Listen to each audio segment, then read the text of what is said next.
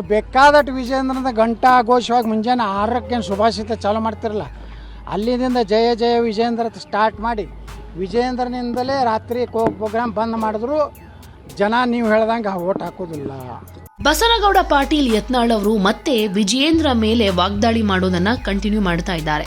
ಹಾಗೆ ಬಿಜೆಪಿ ಕಮ್ಮಿ ಸ್ಥಾನ ಬರೋದಕ್ಕೆ ಕಾಂಗ್ರೆಸ್ನ ಗ್ಯಾರಂಟಿ ಯೋಜನೆಗಳು ಕಾರಣ ಅಲ್ಲ, ಬಿಜೆಪಿ ಆಡಳಿತ ವೈಫಲ್ಯ ಹಾಗೆ ಹಿಂದೂ ಕಾರ್ಯಕರ್ತರ ನಿರ್ಲಕ್ಷ್ಯವೇ ಕಾರಣ ಅಂತಾನು ಹೇಳಿದ್ದಾರೆ. ಯತ್ನಾಳ್ ಅವರು ವಿಜಯೇಂದ್ರ ಅವರ ನಿರಂತರ ಪ್ರಚಾರದ ಬಗ್ಗೆ ಕೂಡ ಅಸಮಾಧಾನವನ್ನ ಹೊರಹಾಕ್ತಾ, ನಾವು ಹೇಳಿದಂತೆ ಜನ ಮತ ಹಾಕೋದಿಲ್ಲ ಅನ್ನೋದನ್ನು ಕೂಡ ಹೇಳ್ತಾ ವಿಜಯೇಂದ್ರ ವಿರುದ್ಧ ವಾಗ್ದಾಳಿಯನ್ನ ನಡೆಸ್ತಾ ಜೊತೆಗೆ ರಾಜ್ಯ ಸರ್ಕಾರದ ಮೇಲೂ ಕೂಡ ಟೀಕೆಗಳನ್ನ ಮಾಡಿದ್ದಾರೆ.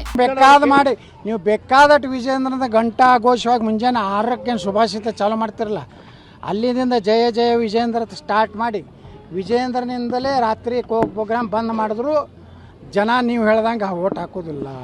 ಅಲ್ಲ ಸರ್, ನೆಕ್ಸ್ಟ್ ಈಗ ಯತ್ನಾಳ್ ನೆಕ್ಸ್ಟ್ ಕೇಜ್ರಿವಾಲ್ ಆಗ್ತೀನೋ ಯೋಗಿ ಆದಿತ್ಯನಾಥ್ ಆಗ್ತೀನೋ ನೀವು ನೋಡಕತ್ತೀರಿ. ನಾ ಏನು ಆಗ್ತೀನೋ ಅಂದ್ರೆ 28ಕ್ಕೆ ವಿಧಾನಸಭೆ ಬಂದು ನಾನೇ ಪ್ರಮಾಣ ವಚನ 11 JCBಗಳ ಮೂಲಕ ಪೂಜೆ ಮಾಡಿ ಯಾರು ಗಣಪತಿ ಮ್ಯಾಗ ಕಲ್ಲು ಹೋಗೋದನಂದ್ರೆ ಅವ್ರ ಮನೆ ಕಲಾಸು, ಅವ್ರ ಮಸೂದಿ ಕಲಾಸು.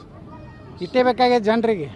ನೀವೇನು ಊರ್ದ ಅದು ಮಾಡೀನಿ 10 ಕಿಲೋ ಅಕ್ಕಿ ಕೊಟ್ಟಿನಿ, ಅಕ್ಕಿ ಬೇಕಾ, ಮಣ್ಣು ಬಸ್ ಬೇಕಾ, ಕಾಕನ ಮನೆಗೆ ಹೋಗಲ್ಲಕ್ಕ, ಬಾವನ ಎಲ್ಲರ ಮನೆಗೆ ಹೋಗ್ತಾರೆ.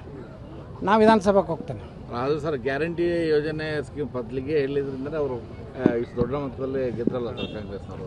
ನೋಡಿರಿ, ಅದು ಒಂದೇ ಗೆದ್ದಲ್ಲ, ಇದೇ ತಪ್ಪು ಕಲ್ಪನೆ.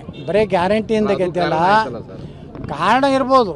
ಆದರೆ BJPಯ ಆಡಳಿತ ವೈಫಲ್ಯ ಆಗಿದ್ದಕ್ಕೆ ಹಿಂದೂಗಳ ಕಾರ್ಯಕರ್ತರ ಹತ್ಯೆ ಅದು ಇಲ್ಲೇ ಒಬ್ರು ಆಯ್ತಲ್ಲ, ಯಾರು ನಮ್ಮ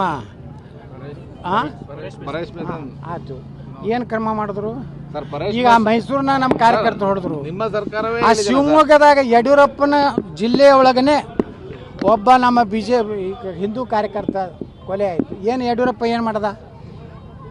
ಅವನ ಕ್ಷೇತ್ರದಾಗ ಏನೂ ಮಾಡೋದಾಗಿಲ್ಲ ಶಿವಮೊಗ್ಗದಾಗ. ಹಿಂಗೆ ಮಾಡಿದ್ರಿಂದ ಹಿಂದೂ ಕಾರ್ಯಕರ್ತರು ಭಾಳ ನಾರಾಜ್ ಆದರು. BJPದಿಂದ ಕಾರ್ಯಕರ್ತರು ದೂರ ಸರಿದ್ರು. ಅದಕ್ಕೆ ಸಿದ್ದರಾಮಯ್ಯ ಸರ್ಕಾರ ಬಂತು.